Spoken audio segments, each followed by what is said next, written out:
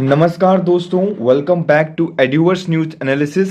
Today is 17th November 2022 and we are going to discuss the Hindu newspaper analysis. Before starting the newspaper analysis, अगर आप इस lecture की PDF चाहते हैं तो आप हमारा टेलीग्राम ग्रुप को ज्वाइन कर सकते हैं.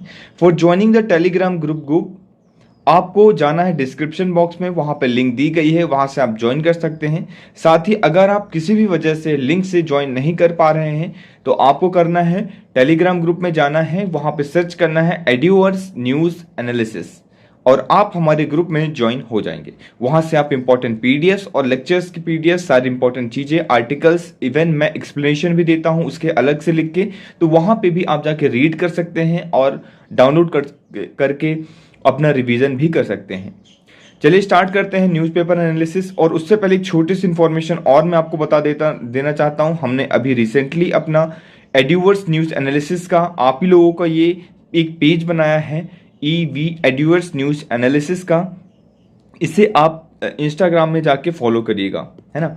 ये जो है इंस्टाग्राम में फॉलो करिए. इस तरीके से हम जो भी इंपॉर्टेंट आर्टिकल होते हैं उसे पोस्ट करते हैं और उसके डिस्क्रिप्शन में उसका एक्सप्लेनेशन भी दे देते हैं. और भी बहुत सारी जो है इसके अंदर चीज़ें आने वाली हैं, तो इसलिए आपको इसको फॉलो करना है ना. करंट अफेयर्स मटेरियल के लिए इसे आप फॉलो कर दिए. और अगर आपको कोई भी क्वेरीज है related to your exam, related to your subjects and the personal queries हैं किसी भी प्रकार की, और आप मुझसे जुड़ना चाहते हैं तो आप मुझसे डायरेक्टली यहाँ पे डीएम कर सकते हैं. ये मेरी आईडी है _प्रकाश द्विवेदी _.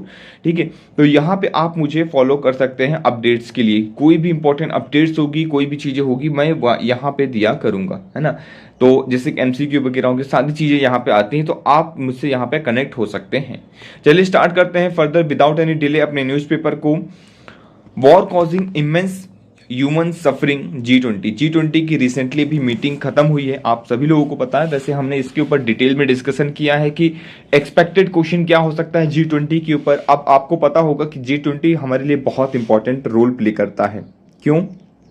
क्योंकि नेक्स्ट प्रेसिडेंसी जो है G20 की हमारे पास आ गई है. 1 दिसंबर से हमारे पास प्रेसिडेंसी आ जाएगी, है ना. तो नेक्स्ट ईयर हमारे लिए बहुत इंपॉर्टेंट रहने वाला है. मैं 100% श्योरिटी के साथ आपको मैं ये गारंटी दे रहा हूं कि यूपीएससी के अंदर आप कोई भी एग्जाम दे रहे हो वहां पे G20 के ऊपर क्वेश्चन तय है आना, है ना. G20 से क्वेश्चन पूछा ही जाएगा. G20 के मेंबर नेशन के नाम आपको कमेंट सेक्शन के अंदर लिखना है. जो लोग रेगुलर हमारे लेक्चर को फॉलो कर रहे हैं उन्हें पता होगा कि मैंने आपको G20 मेंबर नेशन के नाम तो रटवा दिए हैं, ऐसे रटवाए हैं कि आप भूल ही नहीं सकते हैं. इवन G7 और G20 के नाम पूरा हमने हिस्ट्री डिस्कस करी, ज्योग्राफी डिस्कस करी और इवन सारी चीजें डिस्कस करी. क्या वे फॉरवर्ड होना चाहिए, क्या इंट्रोडक्शन होना चाहिए, क्या कंक्लूजन होना चाहिए, मेंस प्री, हर एक फॉर्मेट के अनुसार हमने G20 को डिस्कस कर लिया है. यहाँ पे कुछ नई चीजें आई हैं वो भी मैं एड ऑन कर देता हूँ. जैसे कि अभी यहाँ पे जॉइंट डिक्लेरेशन किया है और बोला है कि ह्यूमन सफरिंग है वॉर की वजह से वो नहीं होना चाहिए, और वॉर को यहाँ पे नो बोला गया. तो टुडे यहाँ पे सभी लोगों ने मिलकर बोला कि today's era must not be of war. तो ये आपको याद रखना है. इसके ऊपर आगे आर्टिकल भी है, वो भी हम डिस्कस करेंगे. क्या आर्टिकल है, आर्टिकल के अंदर क्या क्या चीजें बोली गई हैं. साथ ही अभी रिसेंटली हमारा चल रहा है COP27, India and 3 other opposes carbon border tax को. तो कार्बन बॉर्डर टैक्स एक प्रकार का टैक्स है और वो किस चीज में लगाया जाएगा, जैसे कि जो प्रोडक्ट ज्यादा सीमेंट एक तरीके से प्रोड्यूस करते हैं और एक कंट्री से दूसरी कंट्री में वो जाता है, बॉर्डर के थ्रू मूवमेंट होता है. जैसे कि सीमेंट्स ले लीजिए आप, जैसे कि, है ना, सीमेंट्स वगैरह जो होगा ना, जो इस तरीके से प्रोडक्ट है जो जिनको बनाने में कार्बन जो है बहुत तेजी से निकलता है ना. तो उसके ऊपर यूरोपियन यूनियन ने यहाँ पे प्रपोज किया है carbon border adjustment mechanism tax product such as cement and steels which are extremely carbon intensive which effect from 2026. तो ये यूरोपियन यूनियन ने प्रपोज किया है. अब यहाँ पे 3 देश जो हैं इसका क्या कर रहे हैं, एक तरीके से अपोज कर रहे हैं. उसमें इंडिया भी हमारा है. क्यों? Basic group comprises of Brazil, India and south Africa and China. ये कंट्रीज जो हैं इसको अपोज कर रहे हैं. ऐसा आखिर क्यों अपोज कर रहे हैं? देखिए, हमारा कहना है और इंडिया का कहना है, इन सभी ग्रुप का ये कहना है कि देखिए सर, आप लोगों ने तो डेवलप नेशन है। आप लोगों ने तो इंडस्ट्रियल रेवोल्यूशन लेके आए और उस समय पर भयंकर तरीके से कार्बन निकाला, है ना, बहुत तेजी तरीके से कार्बन निकाला, और उसकी वजह से आज जो परिणाम देखने को मिल रहे हैं। लेकिन जो डेवलपिंग नेशन है, जो कि अभी आज डेवलपिंग के डेवलप होने के रास्ते में है, उन्हें आप बोल रहे हो कि ये सारी चीजें ना करें। अगर हम ये बेसिक चीजें ही नहीं करेंगे तो बहुत नेगेटिव सा पॉइंट हो जाएगा, हमारा देश तो आज मतलब एक तरीके से डेवलप हो नहीं पाएगा। तो इसलिए हमारे लिए इंपॉर्टेंट हो जाता है कार्बन बॉर्डर टैक्स। तो हमने इसका अपोज किया, ये आपको याद रखना है। कार्बन बॉर्डर टैक्स क्या है मैंने आपको बता दिया। 27th एडिशन सीओपी का कॉन्फ्रेंस ऑफ पार्टीज हुआ है कहाँ पे? शर्म एल शेख, इजिप्ट के अंदर। आपको पता होगा नियरिंग इट्स फाइनल स्टेज आने वाला है, 2 दिन के अंदर अंदर 18 को समाप्त हो जाएगा कल। क्लियर? तो ये आपको पता होना चाहिए। आगे चलते हैं, और आप लोगों ने अभी तक तो हमारा पेज जो है फॉलो कर ही लिया होगा यहाँ पे, है ना। आप लोग तो होशियार लोग हैं, समझदार भी हैं साथ ही साथ। अब देखिए, India shows the technology shown how to democratise technology for the good for humanity. अब इंडिया ने एक तरीके से आप ऐसा कह सकते हैं कि ये जो आर्टिकल है काफी इंपॉर्टेंट है। किस वजह से भी इंपॉर्टेंट हो जाता है कि इंडिया ने क्या शो किया है कि किस तरीके से आप टेक्नोलॉजी को भी डेमोक्रेटिक कर सकते हैं, है ना, और ह्यूमैनिटी के लिए, गुड फॉर ह्यूमैनिटी के लिए बना सकते हैं। यहाँ पे कई एग्जांपल्स दिए गए हैं, इसे आप अपने आंसर राइटिंग में मेंशन कर सकते हैं। जैसे कि India shown how to democratise technology and the good for humanity. Prime minister Narendra Modi ji ने अभी recently inaugurating the 25th edition of Karnataka tech exposition को समिट जो हुआ था, टेक समिट हुआ था, वीडियो लिंक के माध्यम से इसको जो है इनोग्रेट किया है। ये आपको पता होना चाहिए, ये हमारे मोदी जी, है ना। तो for a long time technology was seen an exclusive domain. बड़े ही समय से इसे एक्सक्लूसिव डोमेन में देखा जा रहा है टेक्नोलॉजी को। जैसे टेक्नोलॉजी के बेस से हमने क्या किया, अब बताइए इसके एग्जांपल क्या क्या हो सकते हैं। जैसे कि हमने आयुष्मान भारत स्कीम आप सभी लोगों को पता होगा, है ना।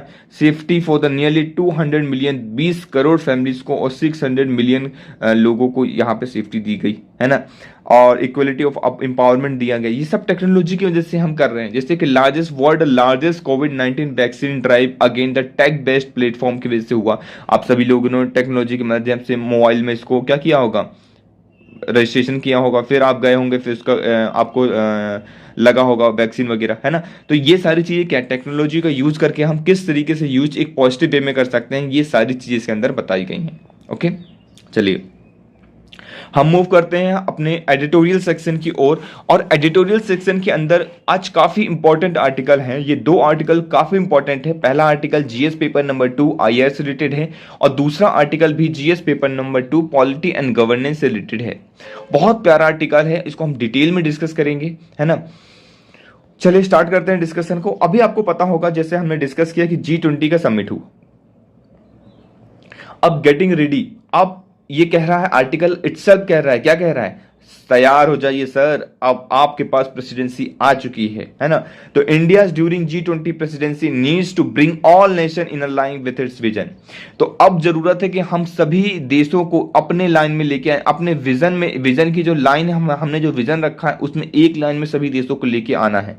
ये हमारा संकल्प है, ये हमारा एम है, ठीक है, ये हमारा गोल है। क्लियर हो गया पॉइंट। चलिए, with hand over the gavel from Indonesian president Joko Widodo.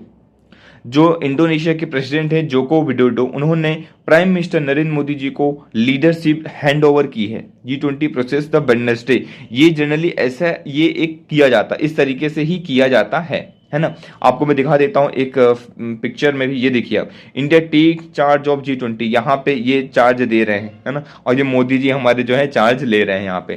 तो Indonesian president symbolically handed over the G20 presidency to prime minister Narendra Modi. G20 India will be inclusive, ambitious, decisive and action oriented. Together we need to make G20 organization a catalyst for the global change। समय है कि जब हमारे पास leadership है तो हम इसको सही साबित करके दिखाएं और एक अलग इफेक्ट लाके दिखाएं। क्लियर? तो मोदी जी ये हैं, मोदी जी आपको तो पता ही होगा मोदी जी के बारे में, तो है ना। और ये हैं हमारे नरेंद्र मोदी जी, और ये जो हैं इंडोनेशियन के प्रेसिडेंट हैं जोको विडोडो। इनका नाम क्या है, जोको विडोडो। अब इस तरीके से भी जब आप फिगर देख के ना, आप इमेज देख के और चीज़ों को याद रखेंगे। जोको विडोडो नाम है इनका। तो जो भी वनडे एग्जामिनेशन के अंदर पूछा जाता है, इंटरव्यू के अंदर पूछा जाता है, तो नाम कौन है, कैसा क्या, तो आप ऐसे याद रख पाएंगे, है ना। तो बाकी चीज़ों को भी याद रखना। अब देखिए ये कौन है, ये मैं बात करता हूँ, ये है फॉरेन मिनिस्टर है। ये कहाँ के फॉरेन मिनिस्टर हैं? ये हैं फॉरेन मिनिस्टर ऑफ, बताइए आप कहाँ के हैं?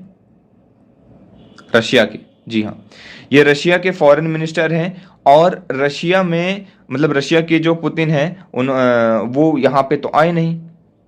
तो उनकी जगह कौन आया? उनकी जगह वो आए, कौन से मिनिस्टर? फॉरेन मिनिस्टर आए, सर्जी लेवरोव। इनका नाम है सर्जी लेवरोव, SERGE, सर्जी लेवरोव। और ये चाइना के थे, तो पता ही होगा आपको, चाइनीज है ना। तो ये हमने देख लिया। अब हम आर्टिकल को फटाफट डिस्कस कर लेते हैं without any delay. India's presidency which bring December 1 में आ चुकी है, आ जाएगी, comes to end when the world faces economic hardship and global recession trend. उस समय हमारे पास एक तरीके से प्रेसिडेंसी रहेगी और वो समय होगा कि हम चीज़ों को चेंज कर पाए। G20 समिट अभी रिसेंटली कहाँ हुआ है आपको पता होना चाहिए, बाली के अंदर हुआ है, इंडोनेशिया के अंदर। ये चीज़ आपको पता होना चाहिए। सम इसके पॉजिटिव सिग्नल्स भी आए हैं। अब सबसे पहले मैं आपको बाली की लोकेशन दिखाता हूं, है ना। ये आप मैप देख रहे होंगे, ये हमारा प्यारा भारत, ये हमारा इंडिया है। क्लियर? इंडिया से आप इस तरीके से ईस्ट की तरफ साउथ ईस्ट की तरफ चलते आएंगे। ठीक है, तो बांग्लादेश हो गया, म्यांमार होते हुए, थाईलैंड होते हुए, कंबोडिया होते हुए, मलेशिया, सिंगापुर, जैसे आप इंडोनेशिया यहाँ पहुँचेंगे, है ना। या फिर आप यहाँ से डायरेक्ट आ सकते हैं अंडमान निकोबार जो सी है और इंडियन ओशन, है ना। तो ये इंडोनेशिया में एक ऊपर वाला आइलैंड है बड़ा सा, एक नीचे वाला आइलैंड है। ऊपर वाले आइलैंड को क्या बोलते हैं? सुमात्रा। और नीचे वाले आइलैंड को क्या बोलते हैं? जावा। जावा के अंदर एक छोटा सा और आइलैंड है ना, सब आइलैंड आप कह लीजिए, बाली। यहाँ पे ये समिट हुआ है, बाली के अंदर। क्लियर हुआ? इंडोनेशिया, बाली आपको ध्यान रखना है। तिमोरी ये भी इसका आइलैंड है, ये भी याद रखना है। ठीक है, चलिए अब इसको और थोड़ा डिटेल में देख लेते हैं बड़ा करके। ये हमने देखी है बाली की लोकेशन, है ना। ये है प्रॉपर बाली जहां पे समिट हुआ है। इसके आजू बाजू लोकेशन देख लेते हैं। बाली सी कहते हैं इसको। क्लियर हो गया पॉइंट? ये बाली है, बाली सी कहते हैं। बाली स्ट्रेट भी पास हुई है। क्वेश्चन किसी भी प्रकार से क्वेश्चन पूछा जा सकता है और हम हर प्रकार के क्वेश्चन के लिए यहाँ पे रेडी रहेंगे, है ना। ये हमारा इंडियन ओशन है, इंडियन ओशन के अंदर आता है। आपको 2-3 बार जब मैं चीजें बता दूंगा आपका रिविजन हो जाएगा। बडंग स्ट्रेट है यहाँ पे, लोम्बोक स्ट्रेट है यहाँ पे। तो कुछ स्ट्रेट्स के नाम हैं जो भी आप याद रख सकते हैं। तो ये बाली के अंदर यहाँ पे हमारा समिट हुआ है G20 का। क्लियर? चलिए फिर मूव करते हैं यहाँ पे। अब हमने बाली तो देख लिया, अब डेलीगेशन वगैरह आए थे और सरपास जो है, sherpas east delegation present to reach 17 pages consensus document यहाँ पे तैयार किया गया है। आपको सरपास बता दूं क्या है, जैसे लीडर्स जाते हैं, ये लीडर्स हो गए। सपोज इंडिया से लीडर कौन गया? मोदी जी। अब उनके बिहाफ में उनके मतलब उनके साथ साथ कौन जाएगा? एक सरपास जाएंगे। सरपास वो होते हैं जो किसी भी कंट्री के अंदर, किसी भी स्टेट के अंदर जो पॉलिसी को एक्चुअल पॉलिसी बनाते हैं, उससे इंप्लीमेंट करवाते हैं, वो होते हैं सरपास। जैसे कि आप लोग सरपास हैं? नहीं, आप लोग बनने वाले हैं। जैसे कि आप लोग डेलीगेट्स बनेंगे, आप लोग क्या बनेंगे? आप लोग आने वाले टाइम में IAS IPS ऑफिसर बनेंगे। तो आप लोग ही पॉलिसी बनाएंगे और उसे इंप्लीमेंट करेंगे। तो आपको भी ऐसा फिर फ्यूचर में जाने का मौका मिलेगा। Clear? Mister Modi phrases SCO summit in September that this is not an era of war. तो मिस्टर मोदी जी ने यहाँ पे ये चीज कही थी SCO समिट के दौरान। रिसेंटली G20 समिट में भी ये चीज उन्होंने बार बार दोहराई और बाकी चीजें बताई। Not in a favour of equivalent to conflict, most members strongly condemned the war in Ukraine. तो बहुत सारे मेंबर्स ने यूक्रेन की वॉर को बताया कि खत्म करना चाहिए इसको, ये चीज सही नहीं है ना।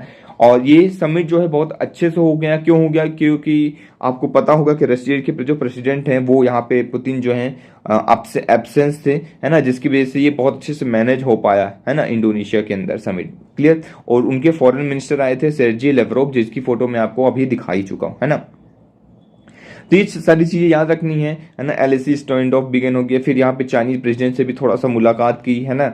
और ये सारी चीजें हुई जो हमने अभी यहाँ पे देख ली। नाउ अभी हमारे लिए इंपॉर्टेंट क्या है? अब ये आर्टिकल हमारे लिए काफी इंपॉर्टेंट है। ये देखिए काफी बड़ा सा आर्टिकल है ना, और ये काफी ज्यादा इंपॉर्टेंट है। मैं आपको इसको डिटेल में डिस्कस करूंगा। The unseating of vice chancellor is faulty, है ना। अब वाइस चांसलर की जो इंफॉर्मेशन है न्यूज़ है, हम काफ़ी समय से डिस्कस कर रहे हैं, आप सभी लोगों को पता होगा, काफ़ी समय से ये न्यूज़ में है और काफ़ी समय से हमने डिस्कस किया है कि किस तरीके से वाइस चांसलर होते हैं, क्या होता है यूनिवर्सिटी के अंदर। देखिए, सभी यूनिवर्सिटीज़ को एक साथ मिला लिए स्टेट के अंदर, तो उसके जो चांसलर होते हैं वो एक्चुअल में गवर्नर को बनाया जाता है ना। उसके बाद हर एक यूनिवर्सिटी के अपने एक वाइस चांसलर होते हैं, तो वाइस चांसलर के ऊपर यहाँ पे कंटेक्स्ट में ये आर्टिकल डिस्कस किया गया है और काफ़ी इंपॉर्टेंट आर्टिकल है। अगर आप देखेंगे, यूजीसी आपको पता होगा, full form university grants commission, है ना। इस एक एक्ट के तहत आया था ये यूजीसी, और उसके तहत कुछ रूल्स उन्होंने अपने अंदर बनाए, है ना। अब सुप्रीम कोर्ट के कुछ केसेस होते हैं, उन्हें हम सबसे पहले देखते हैं और ये कंट्रोवर्सी क्या है और किस चीज के लिए वो हम देखते हैं, है ना। ये देखिए आपके सामने है, Gambhir Dhan K Gadhvi versus the state of Gujarat, एक केस होता है। ये केस किस चीज के लिए होता है? 3 मार्च 2022 में रिसेंट का केस है, इसलिए इंपॉर्टेंट हो जाता है। जब भी आंसर में आए तो अब ये करंट अफेयर्स एक्चुअल में ये है आपका, है ना। अगर मैं बोलूं कि करंट अफेयर्स क्या है तो एक्चुअल में ये करंट अफेयर्स है। अगर इससे ऊपर क्वेश्चन आता है और आप करंट अफेयर्स की इस तरीके से जो पॉइंट्स इनको आप मेंशन करते हैं, तो एग्जामिनर को लगता है कि नहीं, इसने रिसेंटली के जजमेंट भी बहुत अच्छे से देखे हैं और पढ़े हैं, समझे हैं, है ना। ऐसा नहीं कि बस उठा उठा के देख लिया बुक से, रटन तो विद्या, वो चीज नहीं है ना। इसने हर एक चीज को किया, इसलिए वो आपको नंबर अच्छे से मिलते हैं। यहां पे बात की जा रही है फ्रॉम सरदार पटेल यूनिवर्सिटी गुजरात के अंदर। तो द कोर्ट ने क्या बोला है, जस्टिस एम.आर. शाह और बीबी थना जी यहाँ पे थे, क्वेस्ट करते हैं appointment of the incumbent of the vice chancellor की जो अपॉइंटमेंट थी उसको अनवॉइड वॉइड कर देते हैं, वॉइड डिक्लेयर कर देते हैं और बोलते हैं कि क्वेस्ट कर देते हैं, खत्म कर देते हैं कि ये जो है सही तरीके से नहीं हुआ है। यहाँ पे क्या बताया गया कि on the ground the search committee did not from a panel for the appointment of vice chancellor. इन्होंने बोला कि सुप्रीम कोर्ट कोर्ट ने बोला, यहाँ पे कोर्ट ने बोला कि जो सर्च कमिटी है उसने एक पैनल जो है तैयार ही नहीं किया है अपॉइंटमेंट के लिए। जब पैनल तैयार नहीं किया है तो according to the it was not according with the UGC regulation of 2018। तो यूजीसी के अंदर कुछ रेगुलेशन है, 2018 के रेगुलेशन के अकॉर्डिंग ये चीज नहीं हुई है, इसलिए वाइस चांसलर की अपॉइंटमेंट जो है को हम कैंसिल करते हैं। ये पहला पॉइंट और पहला केस याद रखना है आपको। दूसरे की तरफ चलते हैं, ठीक है। यहाँ पे दूसरे की तरफ दूसरा केस क्या कहता है, ये देखिए यहाँ पे आपके सामने ही सेकंड केस है। सेकंड केस जो है फ्रॉम केरला से निकल के आता है, professor doctor Sreejith PS versus doctor Rajashree MS, October 21 2022 का केस है। रिसेंट का काफी रिसेंट की दोनों केसेस हो जाते हैं। यहाँ पे एक बेंच बैठती justice M R. Shah and M M. Sundaresh. The appointment of Vice Chancellor of APJ Abdul Kalam technological university, university का नाम याद रखना है, कौन सा यूनिवर्सिटी है, APJ Abdul Kalam technological university Thiruvananthapuram के अंदर है। Was challenged on the ground that किस बेसिस में यहाँ के जो वाइस चांसलर की पोस्ट थी, अपॉइंटमेंट थी, उसको चैलेंज किया गया और उसको कैंसिल भी कर दिया गया। किस बेसिस में वो आपको डिस्कस करता हूँ। Challenge on the ground that the search committee तो बनी थी, पहले वाले में तो सर्च कमिटी ही नहीं बनी थी। दूसरे वाले मतलब सर्च कमिटी ने पैनल एक तरीके से नहीं बनाया था, लेकिन दूसरे वाले ने क्या किया, दूसरे वाले केस में तो सर्च कमिटी थी। Search committee recommended only one name. यहां पे बताया गया कि सर्च कमिटी एक कमिटी तो बनाई और सिर्फ एक नाम रिकमेंड किया। जब एक ही नाम रिकमेंड करेंगे तो पैनल क्या करेगा, सिर्फ एक ही को, उसी को अपॉइंट कर पाएगा, है ना। तो ये एक नेगेटिव सा पॉइंट है यहाँ पे, which is against the UGC regulation. Clear हुआ। The challenge succeeded, the court question the appointment of vice chancellor on the ground that provision relating to the search committee is under the university act की अंदर ये चीज जो है गलत है। Clear. अभी पूरा इशू समझेंगे, बहुत डिटेल में समझेंगे, लास्ट तक जाना है। कभी जीवन में आपको ये इशू के ऊपर कोई भी कंफ्यूजन नहीं होगा अगर आप ये लास्ट तक लेक्चर देखते हैं तो। क्लियर, सारे पॉइंट्स क्लियर हो जाएंगे। But this decision of the supreme court triggered the unprecedented development of Kerala. अब ये जो एक तरीके से पूरा इशू समझा दूंगा मैं आपको। ये सुप्रीम कोर्ट की जजमेंट हुआ है, तो उसके बेसिस में जो स्टेट गवर्नर थे केरला के, आरिफ मोहम्मद खान, आपको पता ही होगा आरिफ मोहम्मद खान के बारे में। आरिफ मोहम्मद खान जो उस समय chancellor of all the university in Kerala हैं, उन्होंने 11 वाइस चांसलर जो अलग अलग यूनिवर्सिटी से थे स्टेट के अंदर, उन्हें स्टेट टू बोला कि आप लोग रिजाइन कर दीजिए immediately on the ground there that their appointment to had become void after supreme court judgment. तो सुप्रीम कोर्ट के जजमेंट के बाद उनके जो एक तरीके से अपॉइंटमेंट है वो नल एंड वॉइड हो जाते हैं, इसलिए आप लोग भी जो है रिजाइन करें जल्दी से जल्दी। यही कंट्रोवर्सी जो है निकल के आ रही थी। ठीक है, the case is now before the Kerala high court. अब ये जो केस है केरला हाई कोर्ट के पास जा चुका है। नो वाइस चांसलर जो है, किसी वाइस चांसलर ने अभी तक रिजाइन नहीं किया है as per the direction of the governor के डायरेक्शन में गवर्नर ने बोला, लेकिन उन्होंने रिजाइन नहीं किया। Clear, this development has intensified already raging the battle between the left democratic and front governor. तो दोनों गवर्नर के बीच में एक तरीके से, क्योंकि गवर्नर जो है दूसरी पार्टी से हैं और वो जो है दूसरी पार्टी से हैं गवर्नमेंट, है ना। तो ये थोड़ा सा कंट्रोवर्सी ऐसी चल रही है, वो इंपॉर्टेंट नहीं है। लेकिन इंपॉर्टेंट क्या है, केरला यूनिवर्सिटी अभी ये केस चल रहा है, become the high court questioning the appointment of the vice chancellor of Kerala university fisheries and ocean studies on 14 नवंबर। 14 नवंबर को इनको भी वॉइड कर दिया गया है, मतलब नल एंड वॉइड कर दिया on the ground that it was violation against the regulation of UGC. अब आपको ये केसेस तो मैंने समझा दिए, है ना, कि क्यों यूजीसी के रिगार्डिंग, यूजीसी जो एक्ट है उसके रिगार्डिंग जो चीजें नहीं हो रही थी, तो ये चीज है। अभी तक आप लोगों को ये चीज लग रहे होगा, एक तरफ से हमने देखा कि हाँ भाई सही है, तो ये चीज तो सही है, लेकिन इसके अपोजिशन में भी आपको लिखना है और अपोजिट में भी क्रिटिकली एनालाइज करना है, दोनों पक्ष को देखना है ना, तो वो भी हम देखेंगे। At the core of this issue supreme court is about whether the appointment of vice chancellor should be made as per the regulation of UGC regulation, the provision of the state university act. अब ये federal system हमारे country का federal system होता है। अब यहां पे समझिए कि यूनियन ने लॉ बनाया, स्टेट ने लॉ बनाया, और एजुकेशन क्या है, कंकरेंट लिस्ट में आता है।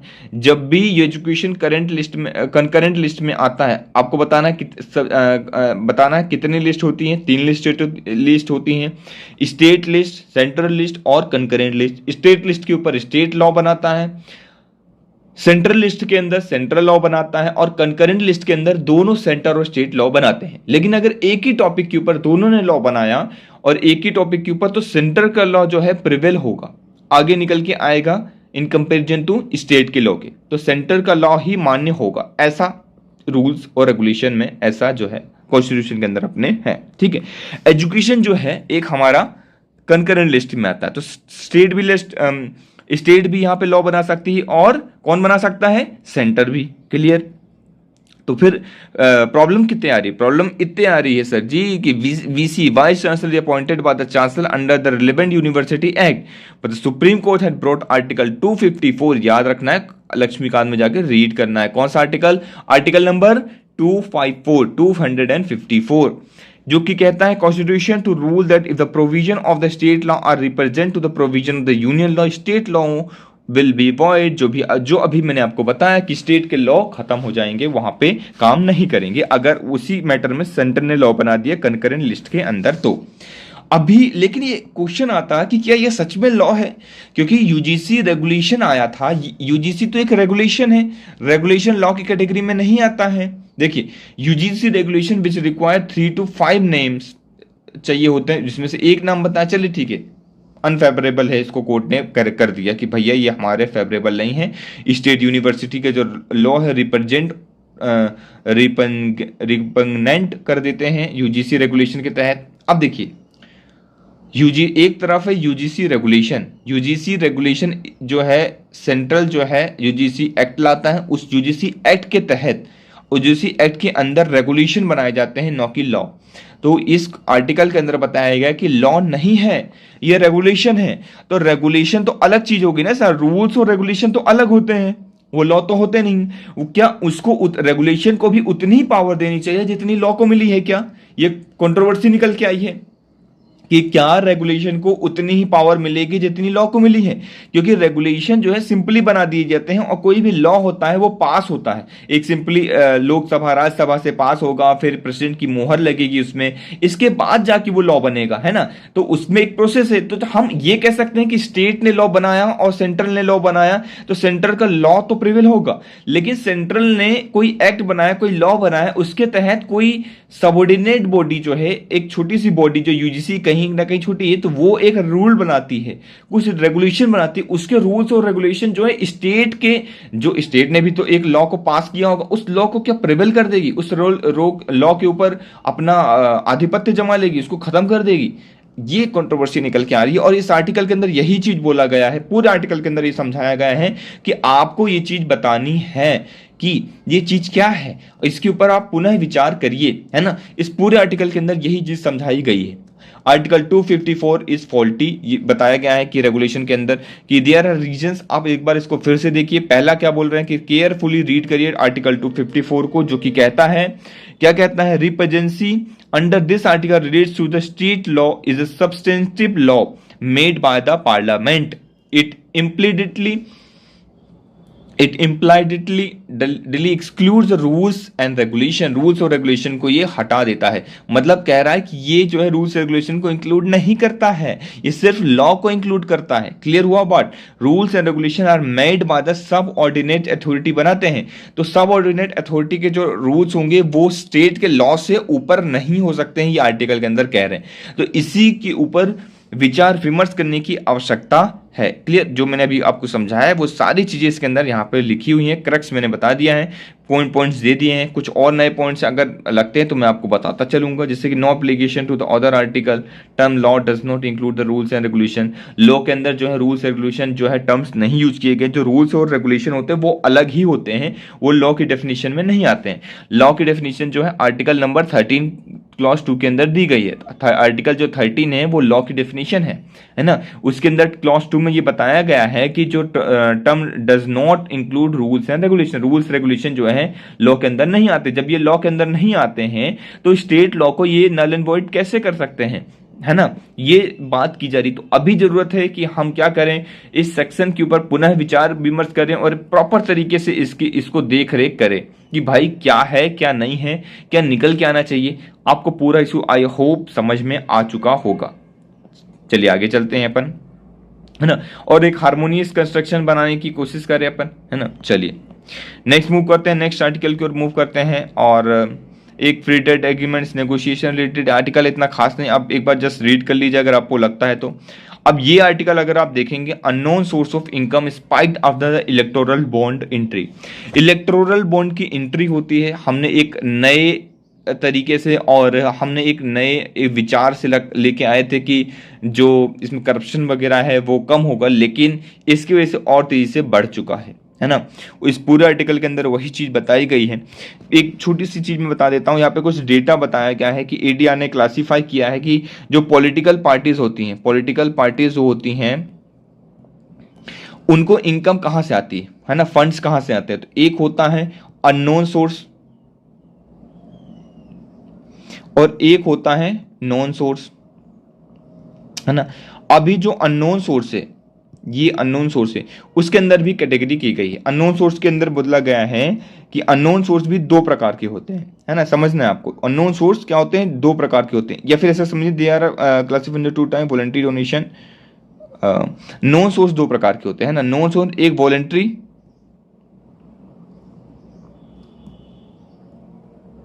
किसी ने वॉलंटरी डोनेट किया, पहला हो गया।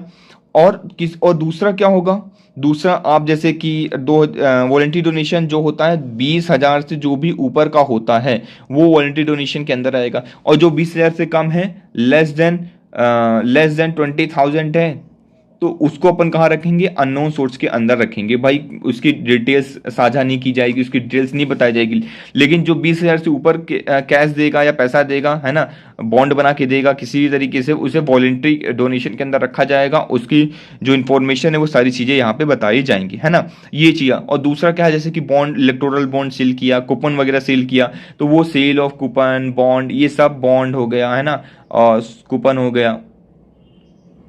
तो ये सब नॉन सोर्स के अंदर आ जाता है। तो ये बताया गया है यहाँ पे, कुछ इंपॉर्टेंट डेटा बताया गया है कि 66% हुआ करता था financial year 15 and financial year 17 में। अब 71% जो है हाइक हो चुका है यहाँ पे 71% तक फाइनेंशियल ईयर 19 से 2021 तक के बीच में। तो ये आपको याद रखना है, कुछ इंपॉर्टेंट इन्फॉर्मेशन है। 66 to 71% इसकी वजह से स्पाइक हो रहा है इलेक्टोरल बॉन्ड की वजह से, ये इसका एक नेगेटिव पॉइंट है। जस्ट एक पॉइंट आपको इससे याद रखना है पूरे आर्टिकल के अंदर से। ऐसा नहीं कि पूरा आर्टिकल रट्टे बैठिए, ये सब चीजें मैं नहीं बताता हूँ ना करवाता हूँ कि अननेसेसरी लेक्चर की लेंथ बढ़ाने के लिए अपन कुछ भी समझाए जा रहे हैं। जो इंपॉर्टेंट है, जो जितना हमें चाहिए उतना ही हम समझने की कोशिश करेंगे।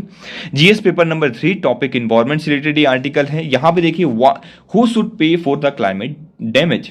बात पूरे आर्टिकल के अंदर क्या की जा रही है कि कौन रिस्पॉन्सिबल है क्लाइमेट चेंज के लिए और कौन इसके लिए पे करेगा। सबसे 3 क्वेश्चन जो हमारे दिमाग में आता है जब भी हम क्लाइमेट चेंज से रिलेटेड बात करते हैं, जो सबमिट हुआ इससे रिलेटेड इंपॉर्टेंट आर्टिकल हो जाता है। Why is compensation against the loss and damage. क्यों कंपनसेशन देना चाहिए, सबसे पहला पॉइंट, सबसे पहला क्वेश्चन अराइज होता है कि भाई कंपनसेशन क्यों दें हम। Due to changing weather events, loss and damage due to changing weather events on the main agenda of COP27। ये COP27 का मेन एजेंडा क्यों है और हम क्यों दें, है ना, compensation. What is the amount, और कितना अमाउंट दिया जाना चाहिए कि वर्ल्ड मीट करे, द वर्ल्ड क्लाइमेट गोल्स को मीट करे। क्लियर। तीसरा question, where does the India stand. India का स्टैंड कहां, इंडिया कहां स्टैंड करता है when it comes to global greenhouse gas emission. तो इंडिया की रैंकिंग क्या है, इंडिया कौन से नंबर पे स्टैंड करता है, इंडिया कितना इमिट करता है ग्रीन हाउस गैस इमिशन। ये तीनों क्वेश्चन को एड्रेस करेंगे इस आर्टिकल के अंदर। काफी इंपॉर्टेंट हो जाता है। इससे रिलेटेड अगर आपको क्वेश्चंस आते हैं प्रीलिम्स में, मेंस में, आप जरूर से सॉल्व कर पाएंगे अगर आपने इसको ध्यान से देखा है तो। इसके बाद आपको कहीं भी पढ़ने की आवश्यकता नहीं होगी, ये मैं आपको गारंटी दे सकता हूं। अब देखिए, कुछ करंट अफेयर से आर्टिकल करंटली चीज उठा लेते हैं। जैसे कि अगर आप इंट्रो वगैरह में लिखना चाहते हैं तो क्या लिखेंगे, recently G summit in Bali held in Bali. वहां पे क्या हुआ, यूएस जापान कनाडा ने प्लेस किया कि $20 बिलियन जो है देगी to wean Indonesia off coal. तो कोल को ऑफ करने के लिए $20 बिलियन जो है दिए जाएंगे, एक तरीके का कंपनसेशन दे रहे हैं। अभी हमने डिस्कस किया था, पहले डिस्कस क्या किया था कि भाई डेवलप कंट्री जो है बहुत तेजी से पॉल्यूशन कर रही हैं और इंडस्ट्रियलाइजेशन वगैरह हुआ, जिसकी वजह से उन्होंने कार्बन बहुत इमिट किया। तो ये उनकी रिस्पॉन्सिबिलिटी हो जाती है कि वो जो डेवलपिंग कंट्रीज हैं अब उनको मना कर रहे हैं, है ना। हमने पहले देखा यूरोपियन यूनियन ने कार्बन वाटर मैनेजमेंट टैक्स लेके आ रही है ना। उन्होंने ये प्रपोजल रखा जहां पे इंडिया समेत जो है 4 देश, ब्राजील वगैरह, हम सब ने क्या किया है, अपोज किया। साउथ अफ्रीका ने भी, चाइना ने भी, है ना, तो इन्होंने अपोज किया है। तो उसके रिगार्डिंग ये बोला जा रहा है कि जो डेवलप कंट्री हैं वो डेवलपिंग कंट्री को क्या दें, पैसा मुहैया कराएं, है ना, कंपनसेशन के बेसिस में पैसा, क्योंकि आपने ही किया है। और उसकी केस स्टडी वगैरह भी हम यहाँ पे देखेंगे, क्या रिजल्ट है, कैसे, जो आप अपने आंसर में जरूर से इंक्लूड करिएगा। बहुत इंपॉर्टेंट आर्टिकल है ये, ठीक है। अभी कार्बन न्यूट्रलिटी की बात कर रहे हैं तो इंडोनेशिया ने प्लेज क्या किया था कि रीच कार्बन न्यूट्रलिटी बाय 2050 तक। याद रखना है, क्वेश्चन में पूछा जा सकता है प्रीलिम्स में, है ना। अब क्लाइमेट चेंज जो हुआ है, क्लाइमेट चेंज कॉन्फ्रेंस जो हुई है COP27 इजिप्ट के अंदर, compensation against the loss and damage due to climate change is finally on the main agenda. ये हमारा है, अनलाइक प्रीवियस ईयर, जैसे पिछले साल के हुए थे उससे अलग ही हमारा मेन एजेंडा है, कितना पैसा कहां कहां कैसे कैसे देना चाहिए। अब क्यों कंपनसेशन क्रिटिकल है और क्यों देना चाहिए उसके बारे में हम देखते हैं, डिस्कस करते हैं। 1900 से बात कर रहा हूं, 1900 की मैं। And now develop countries have benefited from industrial revolution, और ग्रीन हाउस गैस बहुत तेजी से फैला है ना। डेवलपिंग कंट्री ने सारी चीजें की। That is a weak reason. अब यहां पे कुछ लोग कहते हैं that is a big reason to ask them to stop economic development, है ना, कि आपने फैला लिया और एक तरीके से धुआं तेजी से, कार्बन इमिशन बहुत तेजी से कर लिया, ग्रीन हाउस गैस का इमिशन बहुत तेजी से कर लिया, और आप डेवलप हो गए, आपके पास बहुत पैसा आ गया, लाखों करोड़ों रुपए, अरबों रुपए, खरबों रुपए आपने कमा लिए, है ना, डेवलप हो गया नेशन। लेकिन जब डेवलपिंग कंट्री जो लेट ये सारी चीजें स्टार्ट की है जिन्होंने, अगर वो कर रहे हैं तो आप उन्हें रोक रहे हैं, तो ये तो बहुत ही गलत रीजन, ये बहुत ही गलत चीज है। यहां पे एक केस स्टडी आती है और बोलते हैं कि एक फार्मर है रूरल में अफ्रीका के अंदर, है ना, और वो क्लेम करता है कि his country has added not added to emission historically. उस ये क्लेम करता है कि हिस्टोरिकली हमने क्या किया है, हमने यहाँ पे ऐड नहीं किया है। क्या ऐड नहीं किया है बताइए? हमने यहाँ पे कार्बन इमिशन को, ग्रीन हाउस गैस को ऐड नहीं किया है हिस्टोरिकली। जैसे अगर मैं आपसे बोलूं कि किसी ने हिस्ट्री में एक रिजर्वेशन, जैसे हम आप एग्जांपल में आपको और दे देता हूं कि रिजर्वेशन क्या है, सोशली एजुकेशनली बैकवर्ड क्लासेस को दिया जाता है। क्यों? क्योंकि उनके साथ हिस्टोरिकली उनके साथ गलत हुआ था, चीजें गलत तरीके से हुई थी, उनको मौका नहीं दिया गया था सारी चीजें, इसलिए आज हम उनको रिजर्वेशन दे रहे हैं। उसी बेसिस में आप उसको यहां से भी रिलेट कर सकते हैं कि जो हिस्टोरिकली जिन्होंने नहीं वो किया था और जिन्होंने किया है उनके ऊपर उन्हें जो है कंपेंसेशन देना चाहिए। डेवलप कंट्रीज को कंपेंसेशन देना चाहिए, डेवलपिंग कंट्रीज को। Clear? US and Russia industrialization हुआ, उन्होंने किया। उन्होंने बताया एक केस स्टडी के, पहली केस स्टडी के अंदर ये बोलते हैं कि फार्मर जो है रूरल अफ्रीका का, वो कहता है कि हमने तो हिस्टोरिकली इमिशन नहीं किया, बट बिकॉज आपने किया, जैसे यूएस ने किया, रशिया की इंडस्ट्रियलाइजेशन हुआ, उसकी वजह से क्या हुआ, मेरी जो एग्रीकल्चर यील्ड है वो डिक्लाइन हो गई। क्योंकि क्या हुआ, ग्लोबल टेम्परेचर बढ़ा, उन सब की वजह से इफेक्ट कहां हुआ, मेरे ऊपर हुआ। देखिए मैंने तो कुछ नहीं किया, लेकिन आपकी वजह से मेरा लॉस हुआ ना।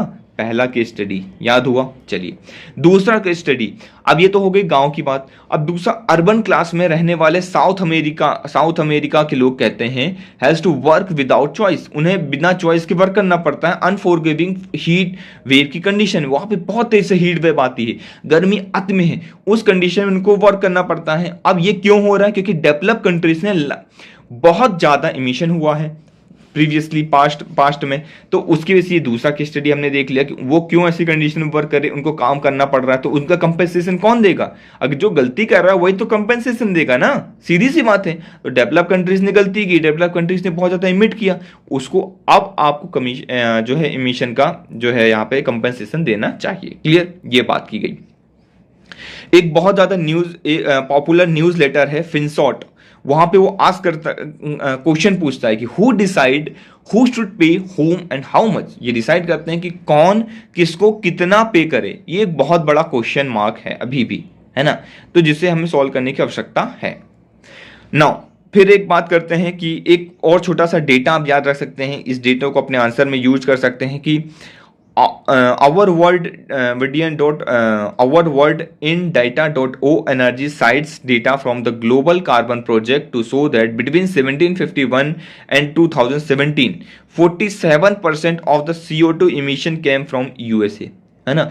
1751 से लेके 2017 तक, अभी तक 47%, 47% जो कार्बन डाइऑक्साइड का इमिशन हुआ है वो कौन करता है? यूएस करता है, और यूरोपियन यूनियन 28, मतलब टोटल 29 कंट्रीज मिलके ये इमिशन कर रही हैं। तो ये बहुत बड़ा, मतलब एक अप्रोक्सीमेटली 50% जो है इमिट कर रही हैं टोटल 29 देश, है ना, और वो डेवलप हो रही हैं, है ना। तो ये आप अपने आंसर भी यूज कर सकते हैं, बहुत इंपॉर्टेंट हो जाता है। How badly do their emission hurt, ये किस तरीके से हमें हर्ट करते हैं। स्प्रिंजर लिंक, ये पब्लिश होता है पेपर, उसमें स्प्रिंजर लिंक में ये बताते हैं, एक फील्ड की स्टडी है, वो मैं आपसे साझा करता हूं यहाँ पे।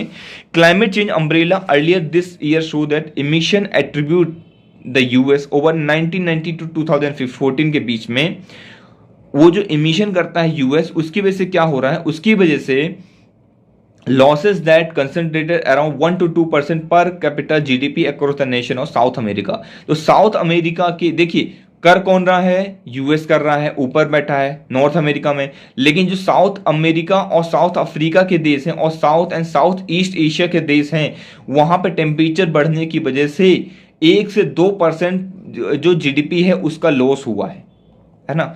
आप सोच लिए कितनी बड़ी बात है, ये चीज आप अपने आंसर में लिख सकते हैं।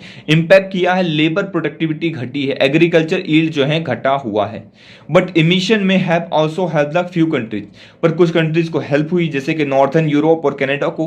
वहां पे इमिशन बढ़ने की वजह से बताया गया कि Canada would see the rise of GDP 0.3% बढ़ा हुआ है, लेकिन अप्रोक्सीमेटली 9 बिलियन a ईयर बढ़ा हुआ है टेम्परेचर के बढ़ने की वजह से, है ना। एग्रीकल्चरल और प्रोडक्टिविटी यहाँ पे बढ़ी हुई है, लेकिन यहाँ पे कैनेडियन जो क्लाइमेट इंस्टीट्यूट है ना, वो क्वेश्चन मार्क उठाता, वो कहता है देखिए सिर्फ इसी वजह से नहीं हुआ है, अदर फैक्टर भी है इसके अंदर, कंसिडर करने चाहिए। एग्जाम्पल क्लाइमेट चेंज और की वजह से जो है स्पर्ड फ्लड बहुत तेजी से आए हैं, जिसकी वजह से कॉस्ट जो हो रहा है कनाडा में 17 बिलियन का जो एनुअली लॉस होता है 2050 तक, ये एस्टिमेट लगाया गया है ना। तो ये सारी चीजें भी आप अपने आंसर राइटिंग के अंदर मेंशन कर सकते हैं। वो एक छोटी सी पॉजिटिव साइड है वो भी लिख सकते हैं, उसके साथ नेगेटिव साइड भी क्या हुआ वो भी बता सकते हैं। फास्ट अप्रोचिंग कैलेमिटी हो रही है ना, कि बहुत तेजी से जो है डिजास्टर्स वगैरह बहुत तेजी से आ रहे हैं। एक रिपोर्ट रिलीज हुई थी, United Nation environment programme annual emission gap report 2022। इस रिपोर्ट के अनुसार देखिए, ऐसा अगर आप पढ़ते रहेंगे ना तो देखिए कितनी सारी चीजें आपको याद हो गई। यूएनएपी रिलीज करता है क्या रिपोर्ट, इमिशन गैप रिपोर्ट 2022 का किसने रिलीज किया, यूएनएपी। क्वेश्चन आ जाता है, अब अलग से रटते बैठते हैं, रटना है ही नहीं ना। अगर आप डेली बेसिस में इस तरह की चीजें पढ़ रहे हैं, देख रहे हैं, डिटेल्स में देख रहे हैं, तो आपको मैं गारंटी दे रहा हूं, अगर आप रेगुलर महीने 2 महीने 6 महीने भी फॉलो कर लेते हैं ना, करंट अफेयर्स कहीं भी कोई भी मैगजीन आपको पढ़ने की आवश्यकता होगी ही नहीं। आप करके देखिए, रेगुलर फॉलो करिए, फिर आप पीटी 365 उठाइएगा। वैसे भी हम पीटी 365 के ऊपर भी डिस्कशन करेंगे, बट आप उठाइएगा और पढ़ के देखिएगा, आपको लगेगा यार सारी चीजें तो कवर की गई हैं, हमको बस रिवीजन करना है, तो कुछ बचेगा ही नहीं आपको, मैं ये गारंटी दे सकता हूं, है ना, अगर आप रेगुलर हैं तो। Clear. International community is falling for the short and Paris goal. अभी बहुत हम पीछे चल रहे हैं, हमें 1.5 डिग्री सेल्सियस का जो हमारा गोल है उसे कम करने का, वो हमें करना होगा। उसके लिए हमें क्या करना होगा, दुनिया को, वर्ल्ड को बचाने के लिए मस्ट कट द इमिशन 45% तक इमिशन को हमें कम करना होगा, अपने कार्बन इमिशन को। इंडिया का क्या स्टैंड है, इंडिया कहाँ लाई करता है। रिपोर्ट कहती है कि इंडिया जो है 7वें नंबर में है। India is among the top 7 emitter. और पहले नंबर में कौन है और स्टार्टिंग से कौन है, क्वेश्चन पूछ लेते हैं आपसे, यूपीएससी के अंदर प्रीलिम्स के अंदर पूछ लिया जाएगा, पहले नंबर पे कौन है बताइए, दूसरे नंबर पे ये, तीसरे नंबर पे। आप कंफ्यूज हो जाते हैं, आप बोलते हैं यार ये डेटा कितने ज्यादा फैक्ट याद करेंगे सर, हम याद ही नहीं करना है सर, आपको जस्ट लेक्चर देखना है, बार बार सुनना है, थोड़ा सा रिवाइज करना है, अपने आप याद हो जाएगा। इतनी बार हम रिवाइज कर रहे हैं, इतनी बार चीजों को डिस्कस कर रहे हैं, याद होना ही है आपको। इंडिया 7वें नंबर पे आता है। हम टाइम दे के इसलिए कर रहे हैं, जो इंपॉर्टेंट टॉपिक है ना उसको टाइम दे रहा हूं मैं, क्यों दे रहा हूं, किससे चीजें आपको याद हो जाएं, वो चीज तो कम से कम भूले ना, जो बहुत इंपॉर्टेंट है, जो जिसकी आने की संभावना 101% है, इसलिए वो चीज मैं ज्यादा से ज्यादा कर रहा हूं। देखिए पहले नंबर पे है चाइना, सेकंड नंबर पे यूरोपियन यूनियन 27 लिखा, मतलब 27 देश मिलके। इंडोनेशिया आ जाता है तीसरे नंबर पे, चौथे नंबर पे ब्राजील, पांचवें नंबर रशिया फेडरेशन, और छठवें नंबर पे यूएस। पहले नंबर पे चाइना, है ना, जैसे चाइना बहुत ज्यादा प्रोडक्ट बना रहा है इसलिए चाइना ज्यादा इमिट कर रहा है। दूसरे नंबर पे यूरोपियन यूनियन, अब जो कि 27 देश मिलकर कर रहे हैं इसलिए ज्यादा हो जाएगा। तीसरे नंबर पे इंडोनेशिया है, जो अभी में जहां पे समिट हुआ है ना, इंडोनेशिया तीसरे नंबर पे, ब्राजील चौथे नंबर पे है, याद रखिएगा, और रशियन फेडरेशन पांचवें नंबर पे है, और छठे नंबर पे यूएस है। यूएस थोड़ा सा भी कम कर रहा है, तो यूएस जो है छठे नंबर पे, 7वें नंबर पे अपन है। और ये सब मिलके अकाउंट करते हैं 55% of the global greenhouse gas emission 2020। ये एक डेटा देख सकते हैं, 55% इमिट ये सारे कंट्रीज मिलके करते हैं, दी 7 नेशन मिलके ये सारी चीजें करते हैं, इमिट करते हैं। और G20 मेंबर की जितने कंट्रीज हैं वो सब अगर मिल जाए तो वो रिस्पॉन्सिबल हैं 75% of the global greenhouse gas emission के। तो ये लिख सकते हैं, एक 55% लिख सकते हैं, टॉप के 7 जो लोग हैं वो 55% करते हैं, और जो G20 के नेशन है सब मिल जाए तो total 75% emission green house gas को करते हैं। अगर ये कंट्रोल कर लेते हैं मतलब पूरा वर्ल्ड कंट्रोल हो चुका है अपने आप। Clear. India's population emission are far lesser per head. अगर हम देखें पॉपुलेशन बेसिस में कि हमारा जो पॉपुलेशन बेसिस में अगर हम बात करते हैं कि हम कहाँ पे लाई करते हैं, तो पर कैपिटा पर हेड की बात करता हूं मैं, तो हम बहुत ज़्यादा पीछे हैं, मतलब हमने बहुत ज़्यादा पीछे, मतलब बहुत ज़्यादा हमने कम इमिट किया। ये जो एक बहुत पॉजिटिव बात है। वर्ल्ड का एवरेज पर कैपिटा अगर मैं बात करता हूं ग्रीन हाउस गैस इमिशन, वो कितना है, 6.3 ton of CO2 equivalent to carbon dioxide in 2020। तो याद आपको रखना है 2020 का डेटा है, ये रीसेंट डेटा है कि 6.3 टन जो है पर हेड आता है वर्ल्ड का एवरेज। वहीं पे यूएस का एवरेज है 14, China followed by 13 in the Russia का 13 है एवरेज, 9.7 चाइना का है, और इंडिया जो है सबसे कम में अभी भी लाई करता है वर्ल्ड का एवरेज से। इंडिया जो है 2.4 पे है पर कैपिटा, और पर हेड 2.4 है हम, बहुत, जो कि बहुत ज्यादा कम है, जो कि बहुत एक पॉजिटिव बात है हमारे लिए। In addition to last year place zero carbon emission का हमने नेट जीरो कार्बन इमिशन का हमने प्लेस लिया था 2070 तक हम पूरा करेंगे। और क्या प्लेस लिया था हमने, कमिट किया था generate 500 gigawatt of renewable energy capacity को हम 2030 तक करेंगे। अब देखिए आप एक ही आर्टिकल से सारे पुरानी चीज़ों को रिवीजन भी कर पा रहे हैं कि हमने 2070 तक टारगेट लिया है। क्या टारगेट लिया है कि जीरो कार्बन इमिशन करेंगे, जीरो कार्बन होगा हमारा इमिट, ठीक है। नेट सिंक जीरो रहे, मतलब नेट कार्बन इमिशन जो रहेगा जीरो रहेगा, जितना इमिट करेंगे उतना ही सिंक कर लेंगे अपन। फिर दूसरा क्या है, 500 गीगावाट 500 GW गीगावाट एनर्जी जो है हम प्रोड्यूस करेंगे रिन्यूएबल एनर्जी 2030 तक, ये हमने देख लिया। क्लियर, तो ये सारी चीजें हमने देख ली। रेजिंग फॉरेस्ट कवर को हम बढ़ाएंगे also. Last year India was responsible for the voting of the agreement on the coal, हमने कोल के ऊपर एग्रीमेंट बनाया जो कि हमने चेंज किया फेस आउट से हमने चेंज किया फेस डाउन में। तो ये सारी चीज़ें हमने डिस्कस करी आज के आर्टिकल के अंदर। फिर ये G20 समिट का एक आर्टिकल है, वही सारी चीज़ें जो अभी हम डिस्कस कर चुके हैं वही यहाँ पे भी दी गई हैं। बताया गया है कि नरेंद्र मोदी जो है PM सुनक से भी जाके यहाँ पे बातें की मिले यहाँ पे। पेंगोंग सो लेक जो है इसकी लोकेशन बहुत इंपॉर्टेंट हो जाती है, तो आपका होमवर्क है ये कि आपको जाके पेंगोंग सो लेक कहाँ है कमेंट सेक्शन में बताना है और जाके मैप में ये देखना है, प्रॉपर इसके बारे में बताना है, ठीक है। वही G20 समिट जो मैंने बताया कि बिडेन और सुनक जी से डिस्कस किए, इंडो बायलेटरल समिट भी हुई, एक तरीके से बात हुई यहाँ पे। तो ये सारी चीज़ें अपने हमारे लिए इंपॉर्टेंट हो जाती हैं। क्लियर, तो आज हमने बहुत सारे इंपॉर्टेंट आर्टिकल डिस्कस किए और बहुत सारी चीजें देखी। आपको कैसा लगा लेक्चर कमेंट सेक्शन के अंदर बताना है। देखिए हम 2 से 3 आर्टिकल उठाते हैं, कितना डिटेल में डिस्कस करते हैं, है ना, ऐसा कि आपको चीजें याद हो जाएं। अगर लेक्चर आपको पसंद आया तो प्लीज लेक्चर को लाइक कीजिए, कमेंट कीजिए, फटाफट अच्छे से अच्छे कमेंट कीजिए। बहुत अच्छा लगता है आप लोग जब कमेंट करते हैं, है ना, पॉजिटिव रिस्पॉन्स करते हैं तो बहुत अच्छा लगता है। और अगर लेक्चर में कोई कमी है तो वो भी आप हमें कमेंट सेक्शन के अंदर बता सकते हैं कि सर ये चीज़ जो है नेगेटिव है, आप इसको सुधारिए, तो हम उसके ऊपर इंप्रूवमेंट करेंगे, है ना। चीज़ें इंप्रूव करके ही सही होती हैं, वो चीज़ हम करने की कोशिश करेंगे।